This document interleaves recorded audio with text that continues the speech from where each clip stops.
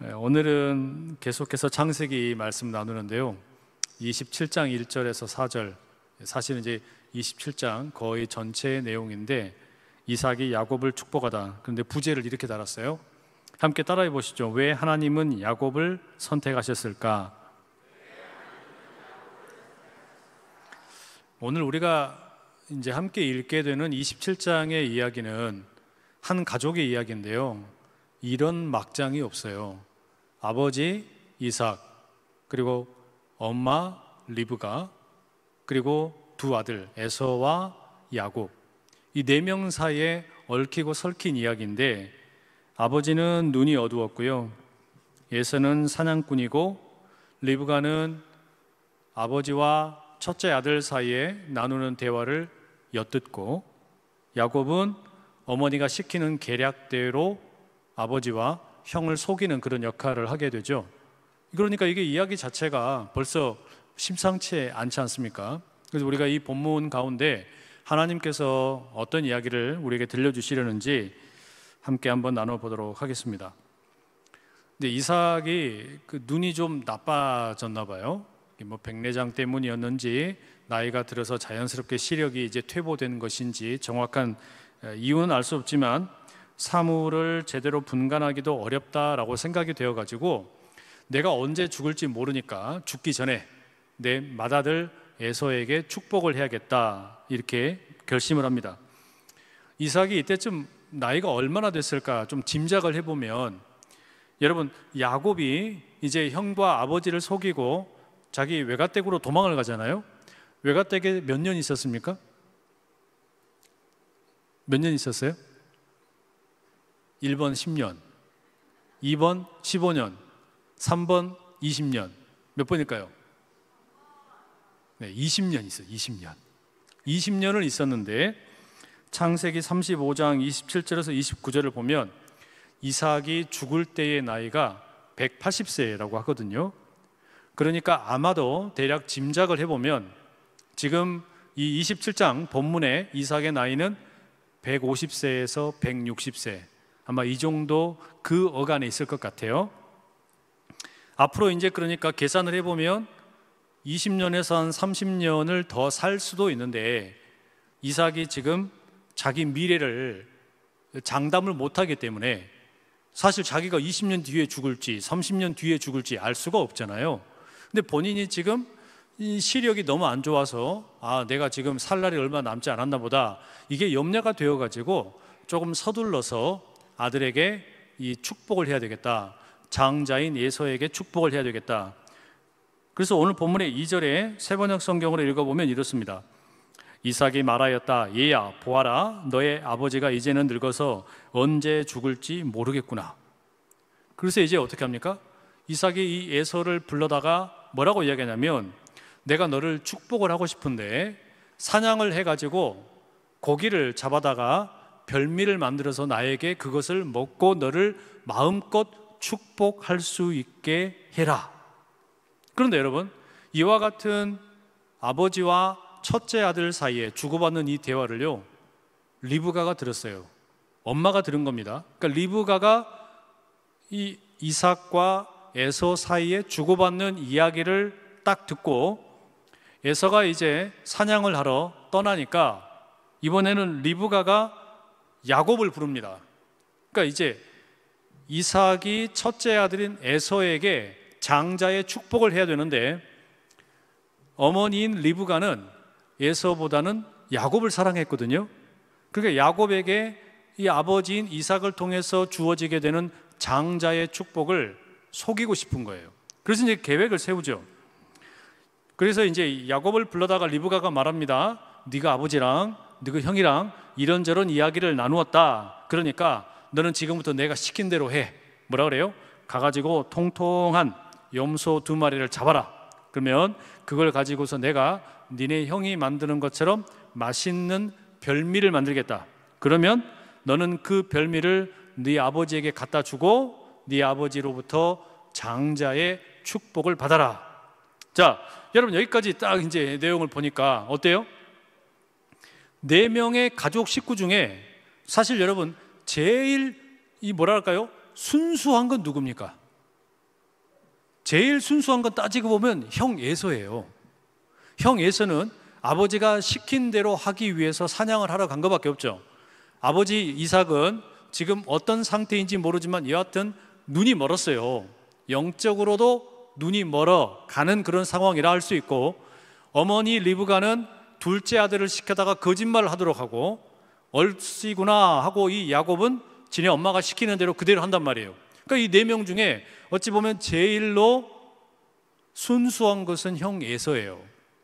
자, 그런데 더 하나, 여기서 또 하나 알 수 있는 건 뭐냐면요, 이삭과 리브가의 이 결혼 생활입니다. 26장에 이삭과 리브가가 결혼할 때 보면요, 이삭이 들에서 말씀을 묵상하는 중에 리브가가 오는 걸 보게 돼요. 그리고 둘이 결혼을 하게 되고, 이를 통해서 이삭이 자기 어머니 사라가 죽은 이후에 상처받았던 마음이 위로를 받았다. 그러니까 그게 쉽게 말하면 무슨 말이에요? 둘이 뜨겁게 사랑했다는 이야기잖아요.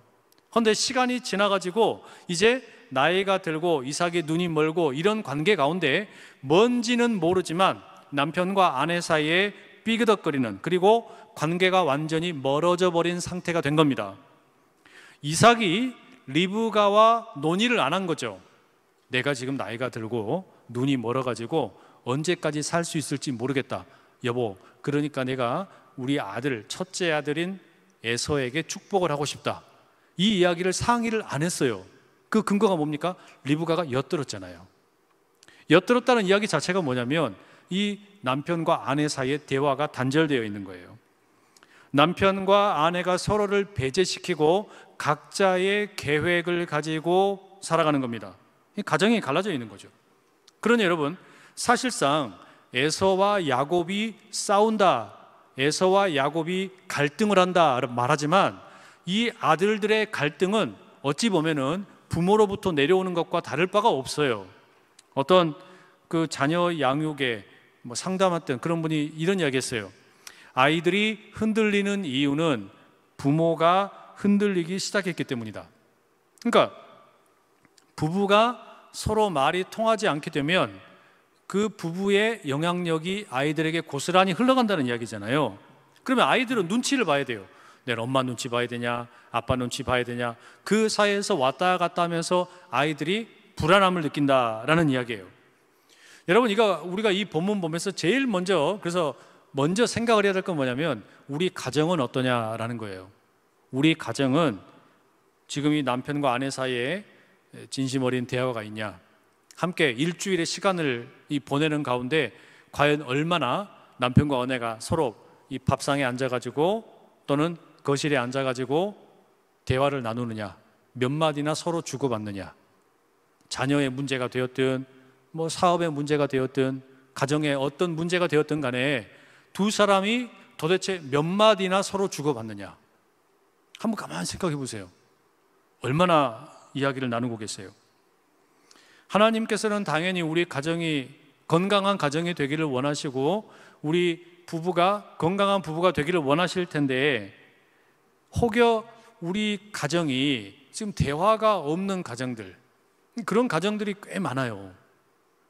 한번 우리가 생각을 해볼 필요가 있어요. 그리고 다짐을 어떻게 해야 되겠습니까? 우리 부부의 대화가, 말하자면 가정의 중심은 결코 부모와 자녀 사이가 아니에요. 부모와 자녀가 1차적인 관계가 아니고 가정의 중심은 무조건 남편과 아내, 부부 관계잖아요. 이게 가정의 가장 중요한 구심점입니다. 여기에서부터 시작을 하는데, 바라기는 우리 안산제일의 모든 가정들이 그 건강한 가정, 화목한 가정을 잘 이루어갈 수 있기를 축복합니다.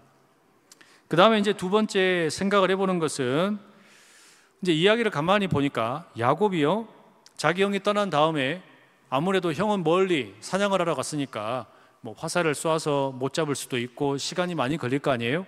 그런데 이제 야곱은 어떻게 합니까? 집에서 기르는 염소를 잡아다가 그것을 어머니에게 갖다 주고, 어머니 리브가는 별미를 만들어요. 자기 남편의 입맛을 알기 때문에 그 남편의 입맛에 딱 맞는 별미를 만들어 가지고, 그 다음에 이제 야곱에게 에서가 입는 옷, 그 중에서 가장 좋은 옷을 딱 입히고, 그리고 이 염소 새끼의 가죽을 가지고 야곱은 털이 없었대요. 그러니까 매끈매끈한데 이 야곱의 손등, 뭐 발등, 뭐 팔, 다리 할 것 없이 이제 그 염소의 털로 위장을 딱 시킵니다. 이렇게 해서 이제 야곱을 형 에서의 모습처럼 만들어 가지고 아버지를 찾아가게 하죠. 자, 그러면 이제 야곱은 어떻게 하냐? 자기 엄마가 시킨 대로 했는데 그 다음에는 이제 자신이 아버지를 만나잖아요. 아버지를 만났을 때는 이제 야곱이 적극적으로 거짓말을 합니다. 만나자마자 두 가지를 거짓말해요. 첫 번째는 뭐라 그러냐면 누구냐? 그랬더니 예, 아버지의 맏아들 에서입니다. 이게 첫 번째 거짓말이고요. 그다음 두 번째는 뭐라 그러냐면 어떻게 이렇게 빨리 왔냐? 그랬더니 예, 하나님이 잘 되도록 도와주었습니다. 이게 두 가지 거짓말이죠. 하나는 뭐냐면 자기의 정체성에 대한 거짓말이고요. 두 번째는 하나님에 대한 거짓말이에요. 이 두 가지 거짓말을 야곱이 너무나 천연덕스럽게 합니다. 사실 여러분, 리브가가 꾸민 계략이었지만 그 계략을 적극적으로 실행을 한 것은 야곱입니다. 우리가 지난 시간에 살펴보았던 것처럼 야곱은 태어날 때부터 이 욕심이 많았어요. 그래서 형이 나가려고 그러는데 그 발 뒤꿈치를 잡고 막 늘어졌잖아요. 그리고 어렸을 때 형이 사냥을 하고 왔을 때 배고파 죽겠다 그러니까 팥죽 한 그릇과 장자권을 교환을 하기도 했습니다. 그래서 상당한 욕심이 있는 사람이에요. 무언가 자기가 원하는 것을 쟁취하기 위해서 아주 끈질기게 노력하는 그런 사람인데, 야곱이 지금 자기 형의 모습으로 위장을 하고 아버지를 만난 자리에서도 얼마든지 이런 거짓말하는 거에 대해서 모든 양심의 가책이 없어요. 그런데 이삭도요, 이게 이제 뭔가 직감이 있잖아요. 그래서 지금 자기 앞에 찾아온 이 야곱, 그러니까 에서로 분장한 야곱, 그에게 이 뭔가 좀 이상해. 이 뭔가 이상해.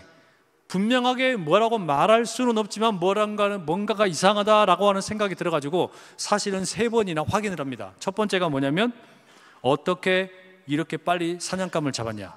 어떻게 이렇게 빨리 사냥했냐? 그때 야곱이 뭐라 그랬다 그랬어요? 하나님이 도와주셨다 그랬죠. 두 번째는 그래도 미심쩍으니까 이제 이삭이 어떻게 합니까? 야곱의 손을 만져봅니다. 그러니까 지금 이제 이삭은 눈이 안 보인다 그랬잖아요. 눈이 보이지 않기 때문에 그가 이 아들을 분간할 수 있는 유일한 감각은 이 촉각이죠. 만져보는 거. 에서와 야곱은 다르니까 기름에서 너무 잘 알았죠. 에서는 털이 많고 야곱은 매끈해요. 그래서 야곱의 손을 만져봤더니 뭐야? 털이 있네? 그래서 이제 피해 갔어요. 그런데 목소리를 들어보니까 어때요? 지금 그러니까 이 겉으로 만져본 것도 에서이고 가지고 온 음식도 에서가 한 것 같은데 목소리는 속이지를 못해요. 이 분명히 목소리는 야곱인 것 같은 거예요. 그래서 마지막으로 뭐라고 물어봤냐면 너 진짜로 에서냐? 이렇게 물어봤죠. 그랬더니 야곱이 어떻게 해요? 시침이 뚝 떼고 예, 에서입니다. 이러니 이제 어떻게 해? 그럼 맞는가 보다. 진짜로 첫 번째 아들인 에서인가 보다라고 생각을 해서 가지고 온 그 별미를 아주 그냥 맛있게 먹고 그 다음에 야곱이 주는 포도주도 한 잔 벌컥벌컥 마시고 그 다음에 이제 야곱의 옷에서요, 혹시 또 몰라가지고요, 이 아버지가 성경에 보면 이삭이 어떤 행동을 하냐면 옷의 냄새를 맡아봐요. 옷의 냄새를 맡아봐서 이게 진짜로 에서 옷인지. 근데 입고 온 게 에서 옷이잖아요. 근데 어떻게 돼요? 그 관문을 하나하나 다 통과한 겁니다. 여러분, 이런 계략을 꾸민 게 누굽니까? 엄마죠. 아빠를 속이라고 시킨 게 엄마예요. 그럼 여러분, 이 리브가가 도대체 이런 계략을 꾸민 이유가 뭘까요? 당연히 아버지인 이삭은 첫째인 에서를 사랑했고 어머니인 리브가는 둘째인 야곱을 더 사랑했죠. 하지만 다른 한편으로 보면 리브가에게는 또 다른 이유가 있었던 것 같아요. 그 창세기 25장 23절에 보면 하나님께서 리브가가 임신하고 있을 때, 그러니까 이 두 아이가 쌍둥이로 자기 뱃속에 있을 때 하나님이 주신 말씀이 있었어요. 그때 뭐라 그러셨냐면 큰 자가 작은 자를 섬기게 될 것이다. 이게 하나님이 주셨던 말씀입니다. 그러니까 리브가는 어쩌면 그 어린 시절부터 하나님이 주셨던 그 말씀, 큰 자가 작은 자를 섬기게 될 것이라는 이 말씀이 자기에게서 떠나지 않았을 수도 있겠어요. 그래서 그 말씀대로 야곱이 에서를 속이는 일, 또 아버지를 속이는 일, 이걸 아주 적극적으로 했단 말이에요. 그런데 놀라운 사실은 이런, 지금 우리가 가만히 보면요, 아주 불순한 방법이잖아요. 그리고 거짓말에 이어지게 되고, 사람을 아버지도 속이고 형도 속이는 완전 사기꾼 아닙니까? 놀랍게도 우리가 일반적으로 볼 때는 이것은 감옥에 가도 100번은 가야 될 것 같은데, 그런데 이게 성경의 말씀에 담겨 있는 게 참 고민스러운 거예요. 아니, 어떻게 이런 이야기가 성경 속에 기록이 되어 있고, 게다가 아브라함과 이삭의 후손인 이 야곱으로 넘어가는 가운데 하나님의 구속의 역사, 구원의 역사에 버젓이 들어갈 수 있냐라는 말이에요. 유명한 그 중세 시대의 미술가였던 미켈란젤로가 그 대리석을 가지고서 이제 조각을 하고 있는데 친구가 물었대요. 아니, 이렇게 흠이 많고 볼품 없는 돌덩어리를 가지고 뭘 만들고 있냐? 그랬더니 미켈란젤로가 말하기를, 너는 그게 안 보이냐? 지금 이 돌 안에 천사가 숨어 있잖아. 나는 이 천사를 밖으로 끄집어내고 있는 중이다. 이렇게 이야기했어요. 하나님께서 우리에게 역사하시는 것도 가만히 보면요, 그런 것 같아요. 우리에게 너무 흠이 많은데, 우리에게 묻어있는 이 어떤 그 죄의 찌꺼기들, 또 어떤 더러운 모습들, 이런 것들이 너무 많은데, 하나님께서는 예수 그리스도를 통해서 우리를 새로운 제품으로, 새로운 사람으로 빚어가시는 겁니다. 여러분, 이게 복음이잖아요. 그러니까 우리 스스로에 대해서 계속해서 돌아봐야 되는 건 뭐냐면, 나는 참 실수투성이고 죄에 넘어지기 쉽고 거짓과 욕심으로 가득한 그런 인생이다. 그렇게 느끼지 않는 사람이 이상한 거예요. 그러니까 우리가 교회 안에서 경험하는, 그러니까 우리가 믿음 가운데서 경험하는 주님이 주신 은혜라고 하는 거, 그 은혜의 기초가 뭐냐면, 나는 참 별 볼 일 없는 인생이고 실수도 많고 죄도 많고 참 안타까운 인생이다. 이게 우리 구원의 출발점이잖아요. 나는 지금 문제가 많다. 나는 지금 죄인이다. 나는 지금 참 내 스스로는 완전히 그냥 철딱선이다. 별 볼 일 없다. 그런데 바로 거기에서 뭐가 시작이 되냐면 하나님의 역사가 시작이 되는 거예요. 하나님께서는 우리의 겉모양으로 울퉁불퉁 나와 있는 볼품없는 돌덩어리 같은 우리 속에서 뭘 보냐면 천사와 같은 모습을 보는 거예요. 우리 속에서 의인의 모습을 보는 거예요. 그게 어떻게 만들어지는 거냐? 우리가 만드는 게 아니라 예수 그리스도의 그 은혜를 통하여 감추어져 있던 모습들이 우리 안에, 여러분 안에 감추어져 있던 모습들이 조금씩 다듬어져 가면서 마지막 날에 가장 아름다운 모습으로 변모되는 줄 믿습니다. 그게 하나님의 은혜예요. 다시 말하면 사람의 계획과 하나님의 섭리는 너무 달라요. 평생을 자기 멋대로 살다가 마지막 날, 제가 봤던 영상인데 이런 영상이었어요. 어떤 사람이 너무 거칠게 살았어요. 지 멋대로 살았어요. 자기 하고 싶은 대로 살다가 이 사람이 교통사고가 나가지고요, 뇌사 상태에 빠졌어요. 근데 이 사람이 생전에 장기 기증 서약을 해놓은 게 있었습니다. 그래서 어떻게 됐냐? 자기 멋대로 살다가요, 딱 뇌사 상태에 빠지고 나서 장기를 수많은 사람들에게 나누어 주고 이제 숨을 거두게 된 거예요. 여러분, 그러면 이 사람은 잘 산 걸까요? 못 산 걸까요? 잘 살았어요? 못 살았어요? 아니, 모르겠어요. 그러니까 사람의 생각과 하나님의 계획이 참 많이 달라요. 중요한 건 여러분, 지금이 아니고 마지막이잖아요. 지금은 이 순간이 아니라, 우린 이 순간이 아니라 마지막이란 말이에요. 그리고 그 과정을 향해서 우리는 가고 있는 중이에요. 사람의 계획과 하나님의 섭리는 달라요. 한번 따라해 보시겠습니다. 하나님의 섭리와 사람의 계획은 다르다.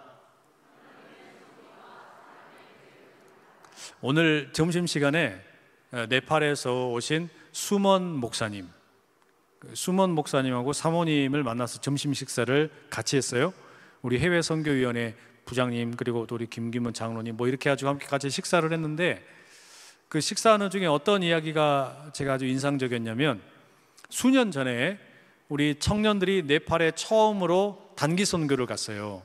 그때 이 청년 단기 선교팀이 무슨 기도를 했었냐면, 이 네팔에 교회를 짓게 해주십시오, 이런 기도를 했어요.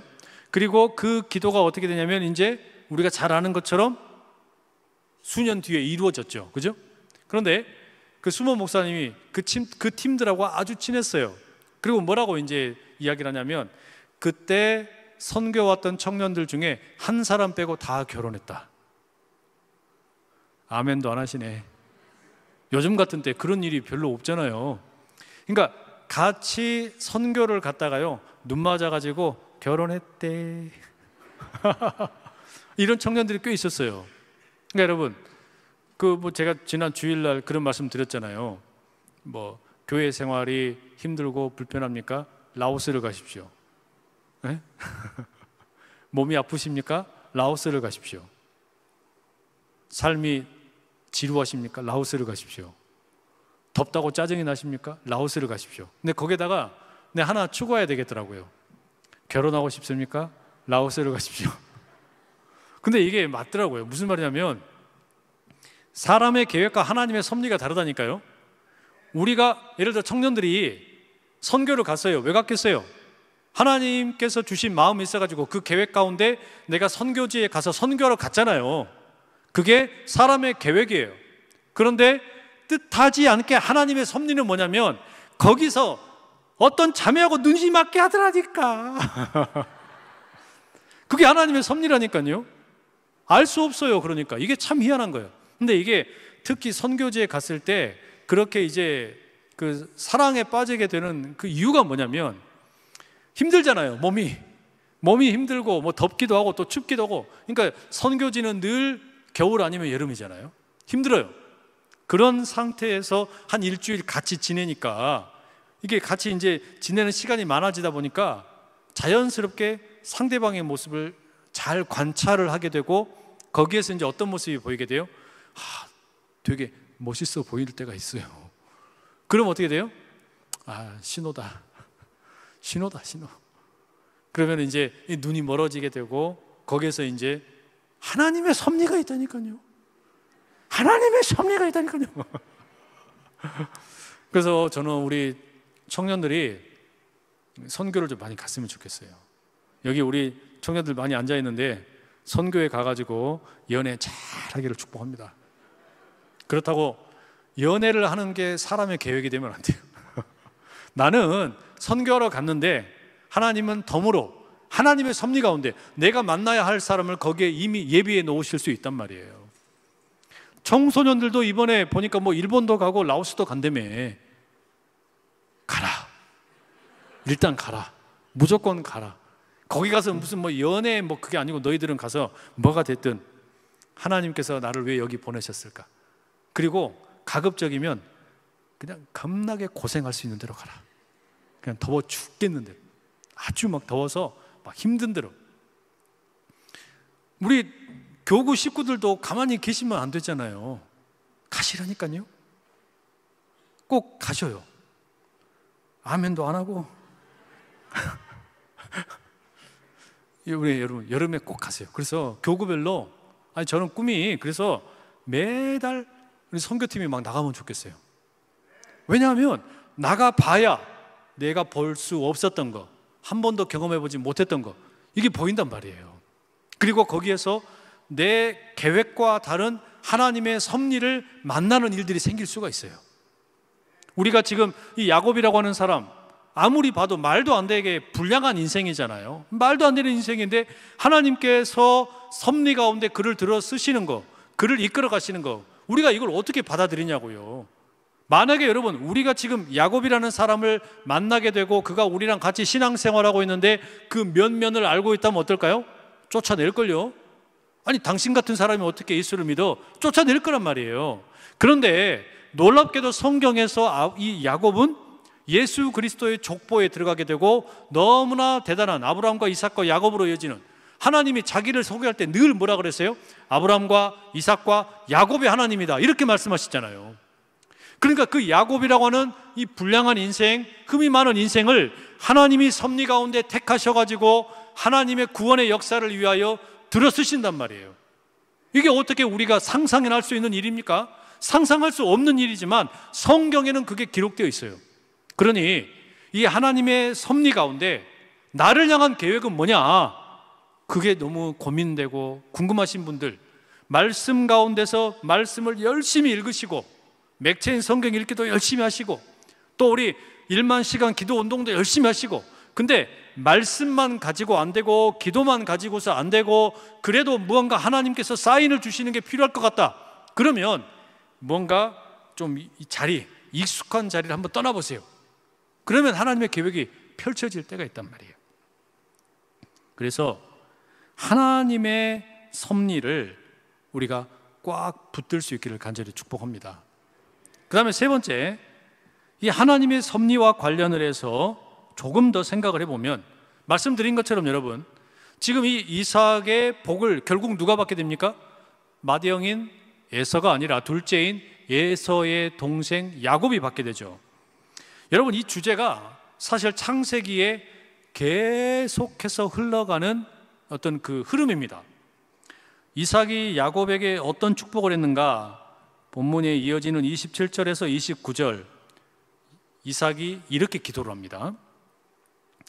그가 가까이 가서 그에게 입맞추니 아버지가 그의 옷에 향취를 맡고 그에게 축복하여 이르되, 내 아들의 향취는 여호와께서 복 주신 밭의 향취로다. 하나님은 하늘의 이슬과 땅의 기름짐이며 풍성한 곡식과 포도주를 네게 주시기를 원하노라. 만민이 너를 섬기고 열국이 네게 굴복하리니 네가 형제들의 주가 되고 네 어머니의 아들들이 네게 굴복하며 너를 저주하는 자는 저주를 받고 너를 축복하는 자는 복을 받기를 원하노라. 이게 지금 이삭이 자기에게 찾아오니 에서로 위장한 야곱에게 주고 있는 그 축복의 기도의 내용입니다. 거기 보면 대략의 내용이 어떤 겁니까? 땅이 비옥하게 되기를, 인생이 풍요롭고 번성하게 되기를, 친척들과 형제들 모두보다 으뜸이 되기를, 이런 내용을 담고 있죠.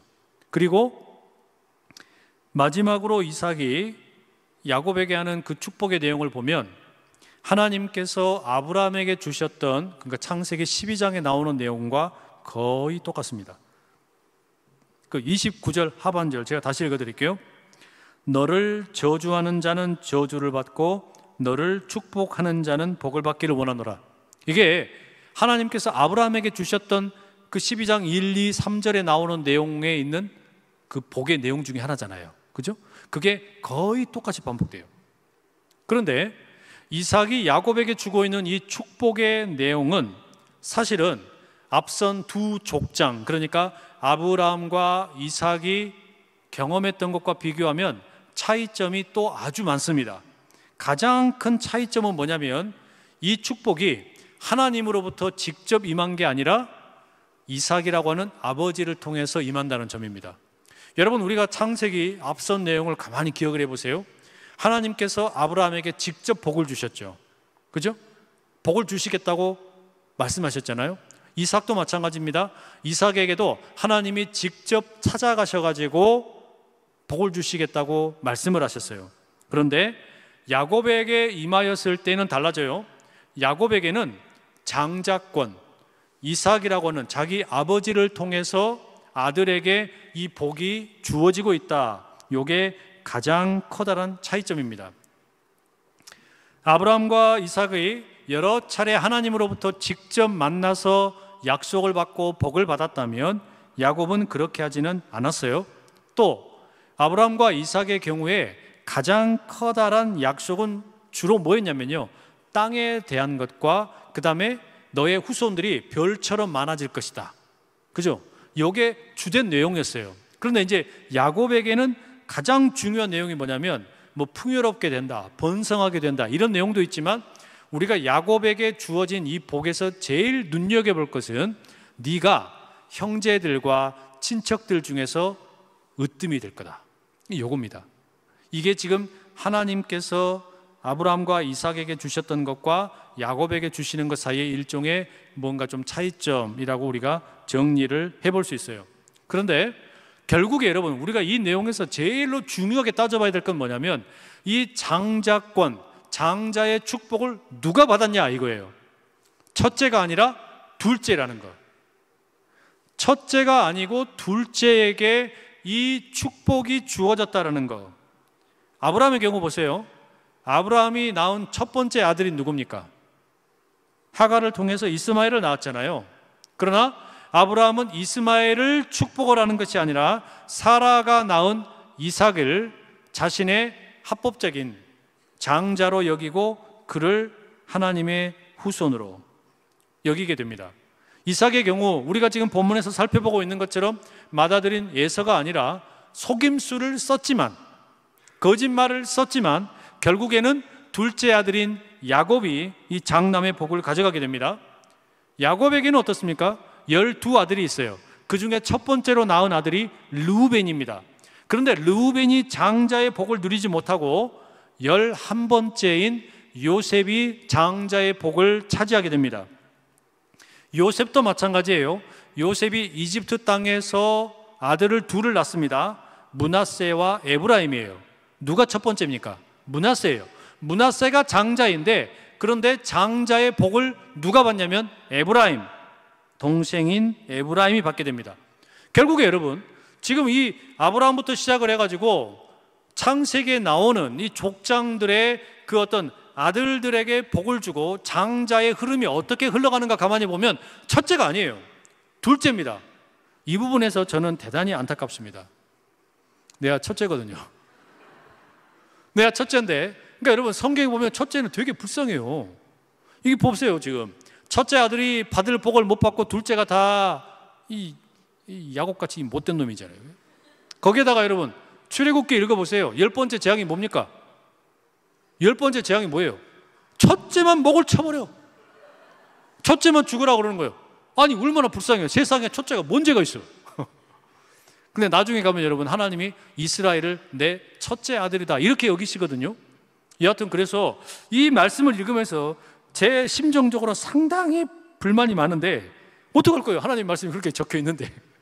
그러니까 하나님의 이 약속이라는 게 가만히 보면 여러분 이게 우리한테 무슨 교훈을 주는 걸까요? 아니 왜 멀쩡하게 있는 첫째가 아니라 둘째입니까? 물론 여러분 아브라함이 이삭과 이스마엘 중에서 이삭을 택한 것은 이해할 수 있어요. 그죠? 자기 본 부인이 사라를 통해서 낳았으니까. 그러나 지금 이삭이 야곱과 에서 사이에서 이루어지는 이 일을 보면 어떻습니까? 이거는 야곱이 너무 잘못했잖아요. 리브가가 너무 잘못했잖아요. 그럼에도 그렇게 진행이 되는데 심지어 이제 야곱의 때에 가면 첫째 아들인 르우벤도 아니고 저 밑에 요셉에게로 내려가고 요셉은 왜 므낫세가 아니라 에브라임에게 하냔 말이에요. 한 번도 첫 번째에게 내려가지 않고 계속 뭔가 어긋납니다. 이게 뭘 말하는 거냐? 하나님의 약속이라고 하는 것이요, 어떤 정당한 권리와 자격을 가진 자에게 주어지는 것이 아니다. 이게 놀랄 이야기예요, 여러분. 하나님께서 주시는 복이라고 하는 게 여기는 받을 만해. 여기는 받을 만한 정당한 자격도 있고 권리도 있어. 그런 사람에게 꼭 들어가는 게 아니다. 우리가 생각하는 일관된 패턴, 이게 없다. 하나님의 섭리라는 게 그렇다는 이야기예요. 그러니까 여러분, 하나님께서 이 세상을 경영을 하시고 이 세상 우주 만물을 다스리시는데, 하나님이 세상을 다스리시는 게요, 결코, 쉽게 말하면 이렇게 됩니다. 하나님은요, 결코 우리의 예상대로 일하시지 않는다. 하나님은 결코 우리의 생각대로 일하시지 않는다. 여러분, 이게 지금 우리가 이 둘째가 첫 번째 아들의 복을 가지게 되는, 여기서 우리가 배우는 거예요. 절대로 하나님은 더, 여러분 조금 더 무섭게 말씀드리면 이겁니다. 하나님은요, 결코 길들일 수 없는 분이다. 내 마음대로. 하나님은 절대로 내가 원하는 방식대로 내 손아귀에서 쥘 수 있는 분이 아니다. 반대예요. 시편 35편인가요? 거기 보면 다윗이 시 가운데 이렇게 이야기합니다. 하나님이 내 손에 있는 게 아니라요, 거꾸로 나의 인생이 주님 손바닥에 있습니다. 이렇게 고백을 해요. 그러니까 여러분, 손바닥 안에 있는 인생, 예수님 손바닥, 하나님 손바닥 안에 있는 인생은 내가 생각하는 대로 굴러가지가 않는 거예요. 하나님은 절대로 내가 원하는 대로 돌아가지 않아요. 하나님은 우리의 질서나 우리의 생각에 결코 얽매여 있는 분이 아닙니다. 하나님의 이 주권, 하나님의 섭리, 이게 그러니까 여러분, 우리가 알 수가 없어요. 심지어 여러분, 우리가 이 세상에서 권력이 조금 있는 분들, 뭐 대통령, 무슨 뭐 장관, 뭐 이런 분들만 생각을 해도 그런 분들도 우리 뜻대로 됩니까? 안 되잖아요. 또 예를 들어서 법원에서 재판을 받는데 재판관이 내가 원하는 대로, 내가 생각하는 방식대로 돌아가든가요? 그렇지가 않잖아요. 하물며 하나님은 어떠냐 이거예요. 하나님은 결코 내가 예상하는 방식대로 움직이는 분이 아니다. 내가 어찌할 수 있는 분이 아니다. 우리가 이걸 꼭 기억을 해야 돼요. 특별히 야곱이라고 하는 사람, 앞서도 살펴봤지만 야곱은 도덕적으로 흠이 많습니다. 윤리적으로도 너무 문제가 많은 사람이에요. 아주 파렴치한 인간이고, 또 속임수도 잘 쓰고, 어찌 보면 가장 뭐랄까요, 인간의 욕망을 잘 보여주는 그런 모습이란 말이에요.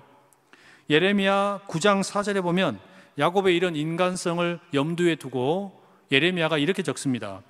너희는 각기 이웃을 조심하며 어떤 형제든지 믿지 말라. 형제마다 완전히 속이며 이웃마다 다니며 비방함이라. 이거 뭘 생각을 한 거예요? 동생도 자기 형 사기치지 않냐. 그러니까 형제든지 형제끼리 믿지 말아라. 예레미야가 그렇게 가르친다니까요. 호세아도 야곱에 대해서 호세아 12장 2절에 이렇게 적습니다. 여호와께서 유다와 논쟁하시고 야곱을 그 행실대로 벌하시며 그의 행위대로 그에게 보응하시리라. 야곱을 그 행실대로, 무슨 말이에요? 야곱의 행실이 별로 깨끗하지 않았다는 이야기잖아요. 그죠? 그런데 말씀드린 것처럼 하나님께서는 우리가 예상하는 방식대로 움직이지 않으신다. 심지어 이 창세기 말씀에 보면 야곱에 대해서요, 도덕적으로 어떠니, 윤리적으로 어떠니, 이런 판단 자체가 전혀 없어요. 판단하지 않습니다. 그러니까 여러분, 성경의 이야기를 저는 보면서 우리가 서로를 어떻게 대해야 할까, 이걸 생각을 해봐요. 여러분, 우리가 만나는 분들이 많잖아요. 교회 안에도 있고 뭐 밖에 나가도 있고, 우리가 수없이 많은 분들을 계속해서 만나며 살아가는데, 우리가 여러분 상대방에 대해서 예수 믿는 자가 가져야 될 태도가 저는 이거라고 생각해요. 뭐냐면 절대로 어떤 대상에 대해서 100% 판단을 내리지 말아라. 어떤 대상에 대해서 누구를 만나든 100% 판단을 내리지 말아라. 그럼 어떻게 판단을 내리냐? 우리는요, 저 사람이 아무리 악랄해 보이고 문제가 많아 보여도 1%의 희망을 가지고 있어라. 1%의 가능성을 가지고 있어라. 그거는 나의 가능성도 아니고 그 사람의 가능성도 아니고 하나님께서 하실 수 있는 가능성을 남겨두라 이야기해요. 누가 되었든 내가 보기에 아이고 뭐 저런 사람이 다 있어, 아이고 뭐 저런 인간이 다 있냐, 이렇게 생각될 수도 있지만, 왜냐하면 하나님은 절대로 우리 예상대로 움직이지 않으신다니까요. 우리의 기대대로 움직이는 분이 아니기 때문에, 그렇기 때문에 100% 확실하게 결론을 내리지 말고 잠정적으로 유보해라. 언제까지? 깨꼬다 갈 때까지, 죽을 때까지. 우리는 그때까지는 몰라요. 그래서 기다려주고 그냥 100% 확실하게, 확실하다. 제가 부활절에 이런 제목으로 아마 설교할 겁니다. 거짓된 확실성에서 참된 불확실성으로, 이런 제목으로 한번 말씀 나눌 텐데 미리 지금부터 묵상을 해보세요. 왜냐하면 우리가 고난주간을 보내면서 여러분 가만히 보면 확실하다라고 하는 것은 거짓일 경우가 많아요. 100% 확실하다, 깔끔하잖아요, 단순하잖아요, 쉽잖아요.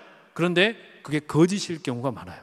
오히려 진리와 관련된 이야기, 우리 인생과 관련된 이야기는 확실하지 않아요. 모호해요. 불확실해요. 그런데 우리가 성경을 통해서 발견하게 되는 예수 그리스도의 복음의 진리는 언제나 그렇게 우리에게 다가옵니다. 부활? 여러분 확신할 수 있어요? 부활을 누가 확신할 수 있어요? 확실하지 않아요. 확신할 수 없어요. 그런데 그 불확실성 속에서 우리는 진리를 봐요. 여기에 참된 진리가 있다라고 믿고 나가는 거예요. 그러니까 여러분, 인생을 편하게 살면 단순하게 보면 좋아요. 선 아니면 악, 그죠? 친구 아니면 적, 이렇게 살면 좋겠지만 삶이 그러냐 이 말이에요. 그렇지가 않아요. 뭐해요?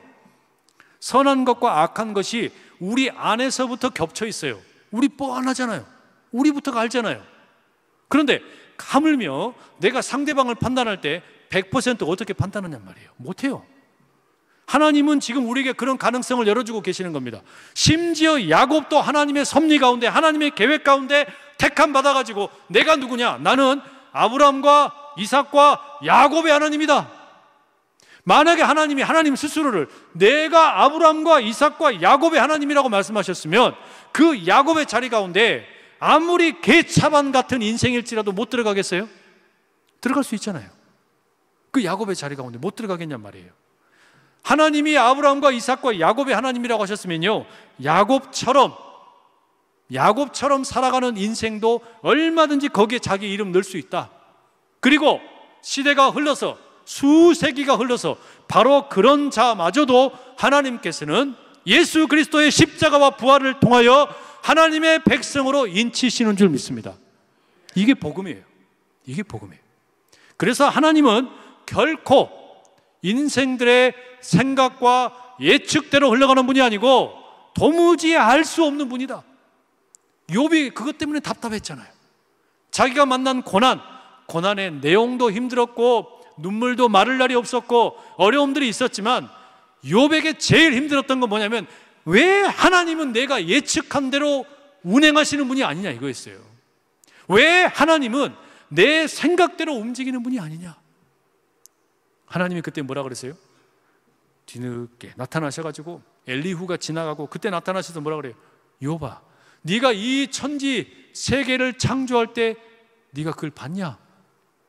리워 야단의 힘을 아느냐? 하나님께서 그 말씀들을 하시니까 욥이 어떻게 돼요? 그때 깨달은 게 뭐냐면 하나님은 예측대로 흘러가는 분이 아니구나. 하나님의 역사는 결코 내가 짐작할 수 있는 게 아니구나. 여러분, 그걸 보면 나를 보고 그 다음에 다른 사람을 어떻게 봐야 될까? 우리가 교훈을 얻어야 돼요. 나를 어떻게 봐야 돼요? 내 인생은 지금 여기서 결판나고 끝나고 판단 종료된 인생이 아니에요. 우리 모두의 인생이 그렇단 말이에요. 앞으로 죽을 때까지 우리가 걸어가야 될 인생, 이 길을 얼마든지 하나님께서는 새롭게 다듬어 가실 수 있는 줄 믿습니다. 그렇다면 똑같이 다른 사람도 마찬가지예요. 가능성 하나도 없어 보이는 인간도 100% 완벽해 보이는 인간도 없어요. 그래서 100% 완벽한 판단 내리지 마셔라. 1%라도 남겨놔라. 하나님의 역사는 그 누구를 통해서든지 우리의 예측과 다르게 흘러갈 가능성이 많다. 창세기 본문은 야곱의 행실에 대해 그래서 유보합니다. 그리고 자기 스스로를 하나님께서는 후에 출애굽 백성들에게 계속해서 뭐라 그랬어요? 내가 누군지 아냐? 나는 아브람과 이삭과 심지어 야곱의 하나님이다. 그 야곱의 하나님이라고 불리기를 결코 마다하지 않으시는 하나님이에요. 그러니 우리가 그 하나님 앞에 주님, 내가 야곱입니다. 주님, 내 모습이 야곱입니다. 그런 우리의 고백을 드리면서 나갈 수 있기를 간절히 축복합니다. 기도하겠습니다. 사랑하는 하나님 아버지, 오늘 말씀을 통해 우리가 함께 깨닫기를 소망합니다. 우리의 가정이 먼저는 건강한 가정 되게 하여 주시고, 하나님의 역사는 우리의 계획과 생각과 판단을 뛰어넘는 예측할 수 없는 하나님의 역사인 것을 기억하고 살아가게 도와 주시옵소서. 나는 아브라함의, 이삭의, 야곱의 하나님이라고 불리우기를 마다하지 아니하시는 그 하나님을 기억하며 우리 자신을, 우리의 이웃들을 조금 더 따뜻한 눈으로 볼 수 있는 하나님의 백성들 다 되게 하여 주시옵소서. 예수님의 이름으로 기도드립니다. 아멘.